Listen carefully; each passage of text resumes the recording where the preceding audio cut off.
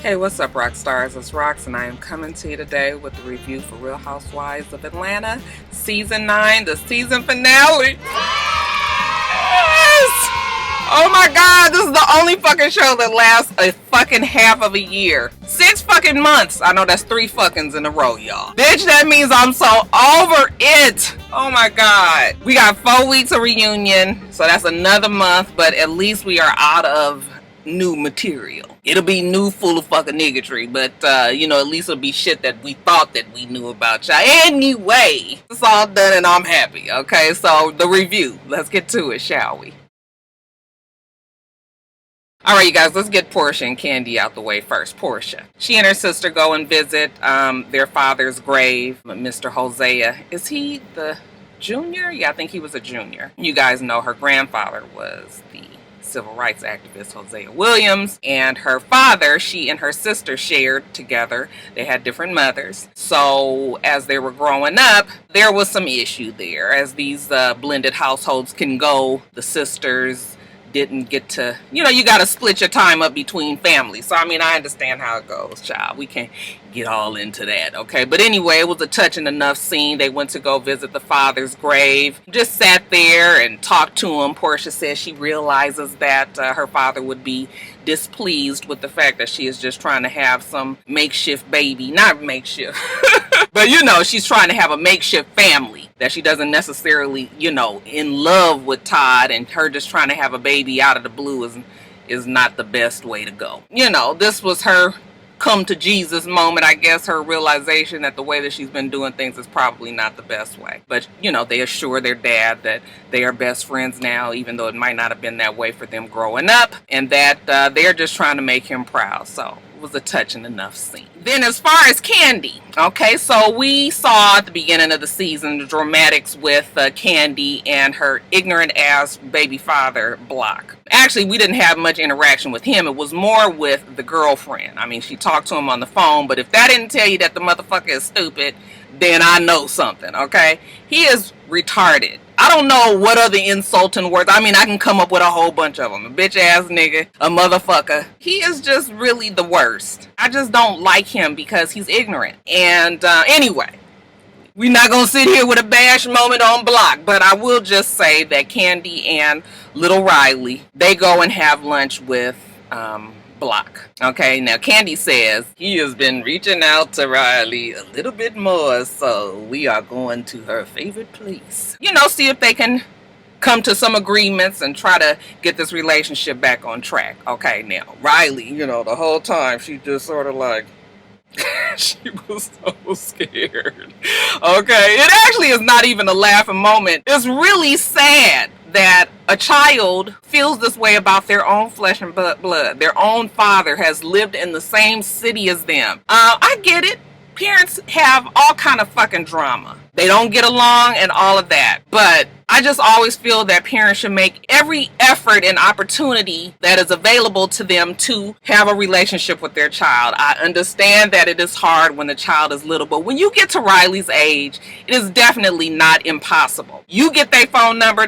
These kids have cell phones now, and you talk to them. I 100% believe that Kandi, even if we was to give him a benefit of a little bit of a doubt, she may have been difficult, as Riley was growing up. I don't even really think that, but let's just say if she did, now the doors is open. You know that you can contact your daughter. She is 14 years old now? It's not impossible.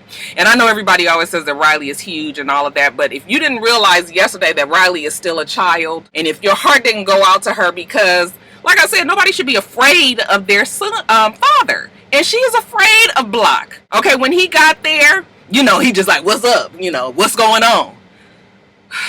And Kandi was just like, everything's good. He asked her what was going on with their lives at the moment, and Kandi says that, she's working with her artist and, even put a song out for Riley. Okay, the nigga said, let me hear it. She was like, gladly, I'll send you the link right now.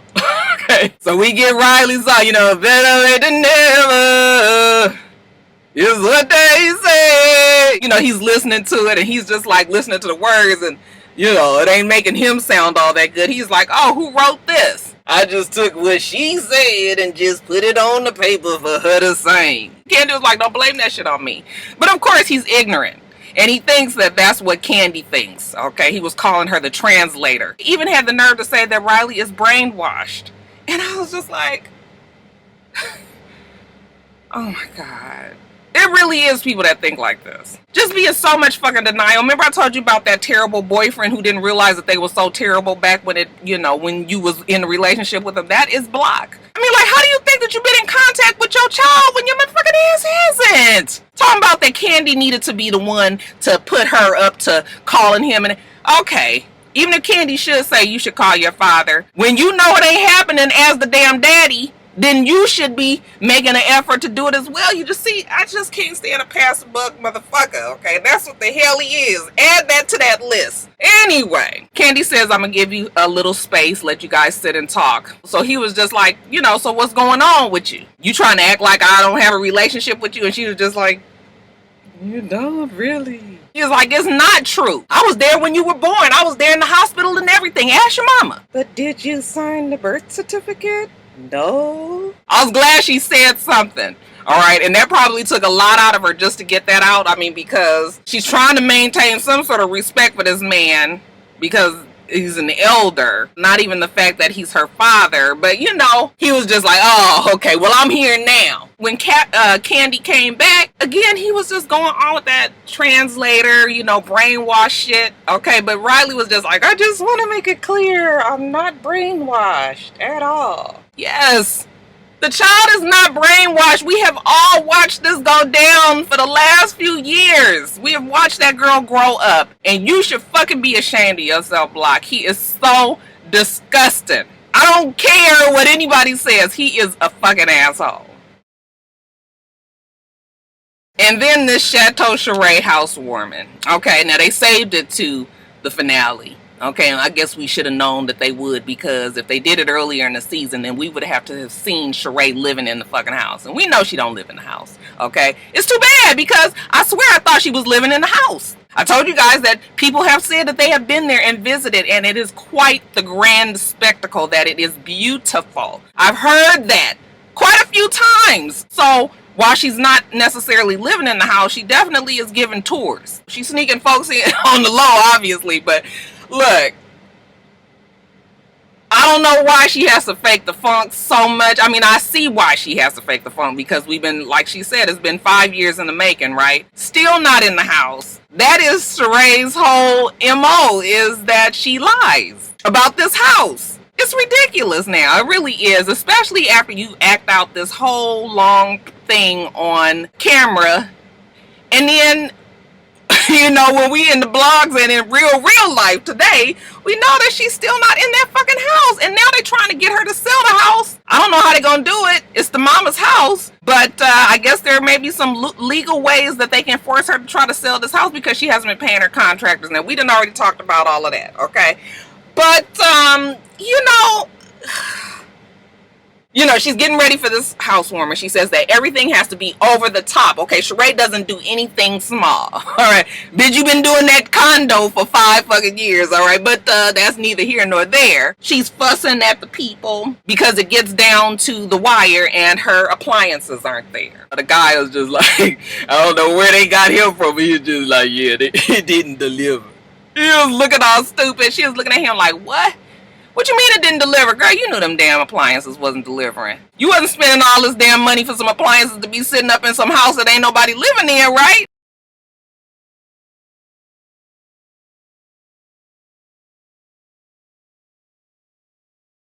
I mean, we really had to just go along with the program and the plan, okay? And just act as if last night, and it just got on my nerves. But I mean, listen, we gonna let Sheree have it. We're gonna let her have it, because at least we did get in there for a night. It's a masquerade theme. I don't know if I felt like it was masquerade. She didn't even have a fucking masquerade mask on.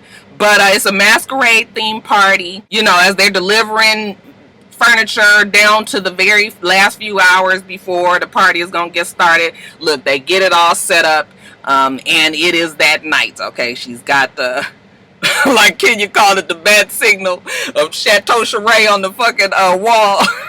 It was terrible. But she is so funny, you guys. She says the funniest shit. I mean, it'd be real shady. I know everybody's gonna say everybody else say it, and then it ain't shady. But the minute that Kenya say it is shady. It is shady, and you guys know it, but it is funny shade, okay? I'll admit when shade is funny as fuck. Okay, so Sheree and her daughter are getting ready. They're doing their makeup. Her mom shows up. She says her mom was down there visiting. I said, Mama moved from the other room. She was like, bitch, what you mean visiting? This is my damn house. She said she want to make her mama proud, okay? Child, I don't care who tell it.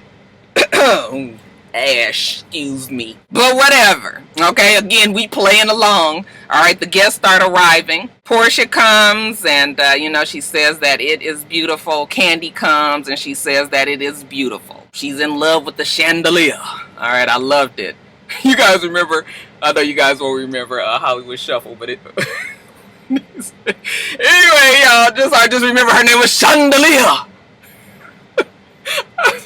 Has nothing to do with nothing, y'all. Excuse me. Let me get back on track. Cynthia gets there, and she's salty that Peter is kind of giving her the brush off. I was like, oh, Peter is putting a little extra on it, okay? But I guess Peter is just like, fuck this. I ain't gonna be tap dancing for nobody no damn more. And besides the fact that they really wasn't even in a divorce yet, and he had to act as if maybe the nigga got tired of it. Fuck, I know I would have been. Kenya gets there. Phaedra, Phaedra has her date is Dwight. Dwight is a blast from the past. Dwight was the one that always would put Phaedra up to her fuck shit. Her classy ghetto ratchet that she would try to do all the time. So, he was a blast from the past. They get there. So we got the whole group of everybody there. Even got Marlo there. Kim and her husband show up. It was anticlimactic considering we already knew that she was going to be there. All we needed was Nene, and I was really just a little small part of me was hoping that Nene was there, but alas, she was not. But the gang is all here. This part of the show was really,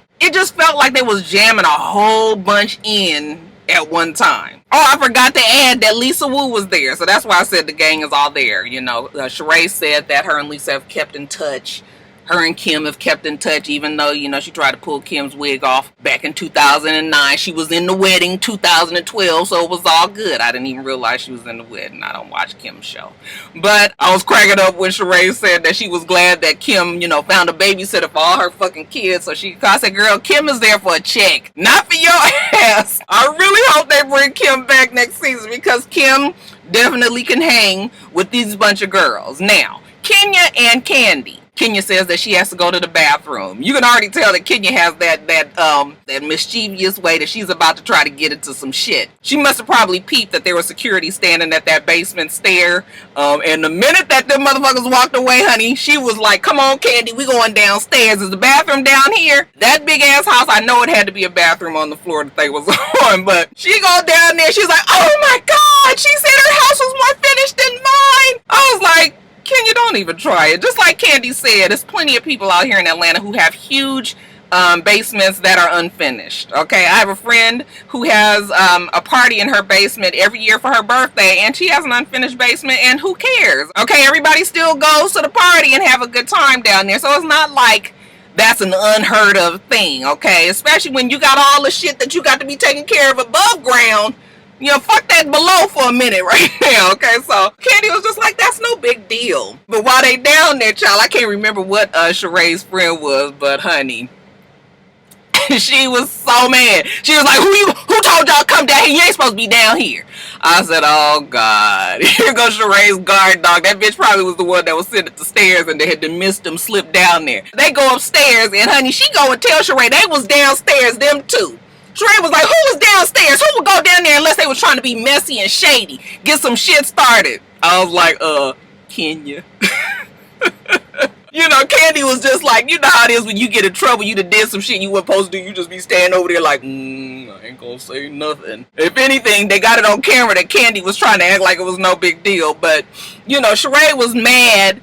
And then it was just so much commotion because everybody was kind of fussing at Kenya Not really Kandi, but more so Kenya for going down there. And Kim jumps in like, why would you go downstairs if, you know, they didn't tell you to go downstairs? Okay, it's plenty enough to see on this floor. You know, Kenya was like, first of all, I'm not even talking to you. So don't you talk to me about shit. But of course, Kim can't let it go. And she starts in on Kenya. Well, Kenya started it. I won't say that, Kim, but honey, Kim definitely did finish it. She goes on about her husband not working. That's what Kenya said. And she was just like, excuse me, he got $20 million and, you know, playing in the NFL. So we're good, even though, you know, he's not playing right now. So I'm hoping that he saves some of that 20 million. But alas, Kim does have a lot of things that Kenya would like. And, you know, when we talk about it in a perfect world, okay, she would like to be married, I'm sure. She would like to have children. I'm sure she would like to be in a big home. I don't even know if Kenya really wants to have kids. I think it just sounds good. She likes to say it. But she doesn't really put forth much effort to really make it happen. Okay, you trying to get in relationships with fuck-ass niggas that ain't got shit going for themselves. This old young-ass nigga who ain't got no sense. The motherfucker is just plain crazy. You know, so it's like, if that's what you was really trying to do, you ain't really getting material. Who the fuck is having a baby with Matt? You know, Kim goes back and forth with her. You know, Kenya says that she looks like a duck, which she does. You know, her whole mouth is sort of like, you know, I can't even do it. That's my Joker mouth. That's Masika. You know, they're arguing back and forth. At the same time, we see Phaedra and Porsha. Okay, they try to distance themselves from all of that going on, and they're just walking around the house and taking their own little tour. The little shit that we did see, like I said, is beautiful. That bathroom, that shower. Okay, I mean, what the fuck is we having a group shower up in that bitch? I mean, can you imagine? It seemed like I would be scared up in there, though. Girl, you gonna be in that house all by your damn self? Well, I guess you gonna have her mom in the... Her mom was like, bitch, you ain't gonna be in this house by yourself without me. So we had all that going on, you know. But Sheree was constantly and continuously trying to get the attention back on her because Kenya and Kim almost stole the shine. Let me get it back on me. You know, she takes her little ball gown skirt off, and now she has on a bodysuit. You know, they was like, come on, camel toe. I'm so mad that Sheree did not slay this season. Like Sheree has a body that's nice, and I mean, I know she ain't got that kind of money like the rest of the girls, but I just wish that she would have brought it a little bit more. Okay, maybe once she can get to next season and her check go up, maybe, you know, we can ask for a little bit more. But anyway, all that commotion was going on. I did forget to tell you guys that, you know, Kandi and Kim did have a conversation. You know, Candy's like, it has been so long and we really don't even know each other anymore. So they kind of have a fake, we got to get together and talk. You know how it is when you see somebody say, girl, we got to have lunch. She's like, absolutely. You have no fucking intentions of getting together with them. That is Kandi and Kim. Too much water under that bridge. You know, the shit about Kandi not getting any money off of that song that she made with Kim. You know, I don't even know if there was a contract. This was on the homie hookup, and Kandi has been burned a few times. So, yeah, Kandi now, she just really ain't got it out there for Kim like that. Then she felt like Kim stole the baby name. Fuck, I don't give a fuck. I'd name my child whatever the hell I want to. When I was pregnant and my sister-in-law was pregnant, we was pregnant at the same time. You know, I was going to name JoJo, and she had said that she was going to name her son Joe. You know, they had talked about Joseph as well, because Joseph is actually in both of our families. My husband's family and my family. So my husband had wanted to name Joe after his grandfather. So we had already settled on Joseph, okay? And I remember my sister-in-law telling me, oh, we was going to name our son Joseph too. And I was like, that's fine. You can name him whatever, okay? Mine is still going to be Joseph. They ended up naming their child Joshua. But, it was, you know, and actually he looked more like a Joshua anyway, baby. But, you know, I was just like, I don't give a fuck if it's 2 Josephs in the family. In my husband's family, it's about 15 Josephs over there. Some kind of which way, either first or middle name. So I was just like, you know, one more ain't gonna kill the bunch, right? So, I said all that to say what? Y'all, I had coffee, so I just feel like I'm just going 100 miles a minute. But anyway, they have this conversation, and I guess they're gonna try to be fake friends, because if Kim comes back next season, see, let me put y'all up on game. If Kim comes back next season and Kim and Nene are somewhat cool, I told you guys that Kandi, because she is about over the rest of these bitches on this show, Kandi is probably going to be friends with Nene now. And that's why Kandi and Kenya seem to be pretty cool, because Kenya and Nene are cool now. Okay, and I don't know what's gonna happen with Cynthia. Okay, I know they saying that Phaedra, everybody wanted me to do an extra video on the fact that Phaedra might get put off, and no, we're not doing that, because I had already heard that. Okay, but I've also heard that Cynthia might get put off. You know, you don't never know this shit until, like I told you guys, summertime, when it comes down to the time when they really start recording. Then you really know. Okay, but I mean, I guess we can kind of believe the rumors on Phaedra, but I think that Kandi is going to be against Porsha, and there's going to probably be an alliance with Kandi and Nene, which is going to be the two biggest names on the show next season, if indeed Nene does come back, which I'm pretty sure that she will. She's been all but saying that she is. So that's why I think that this is what's happening. I'm forecasting for y'all. Okay, but when Kandi and Phaedra had the conversation,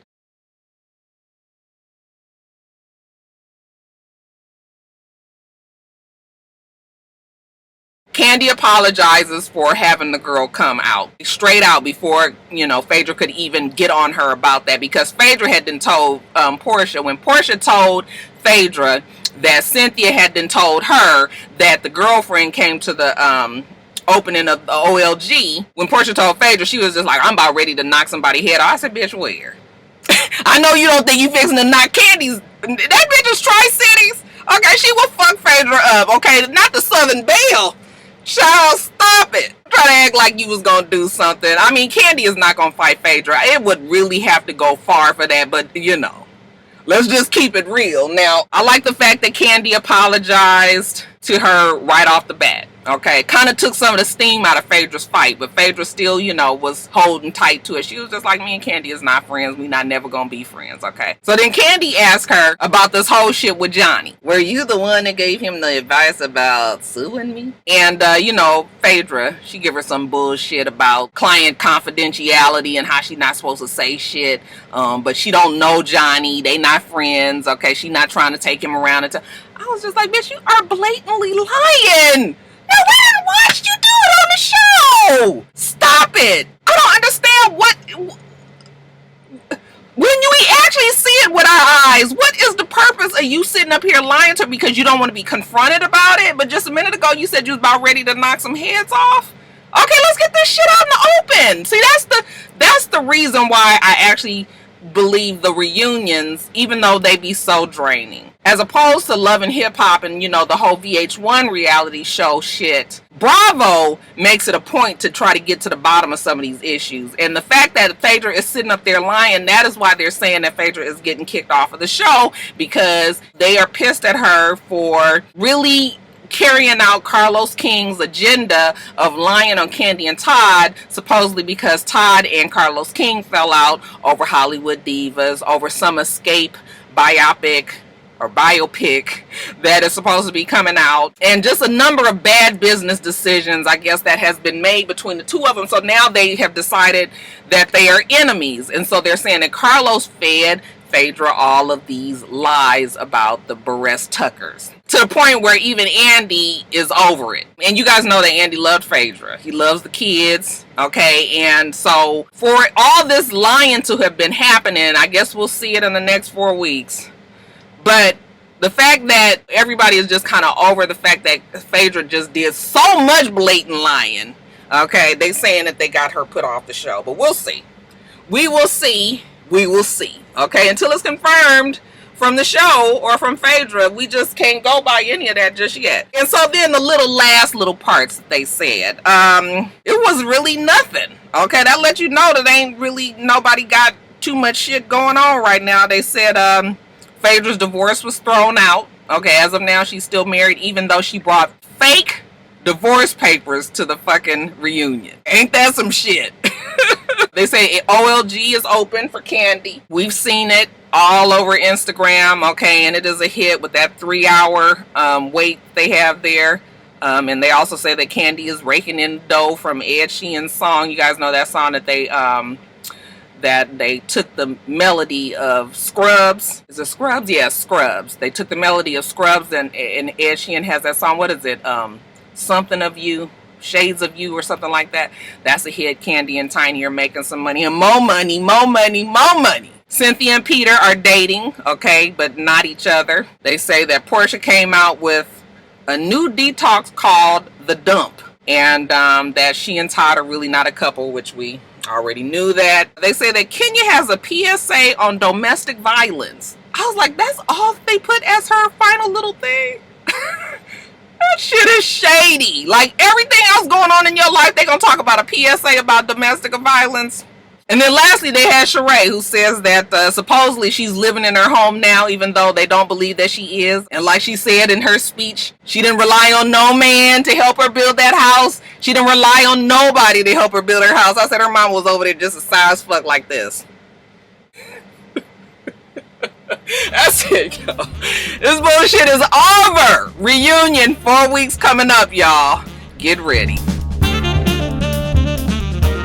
Alright, you guys, so that's it. Make sure that you rate, comment, and subscribe to the channel. I'm itsrox. The channel is for itsrox. Everything else I do will be in the bottom bar. Alright. So I hope that you have a wonderful, wonderful rest of your day. I plan on doing the same. Till next time, Roxstars. Bye.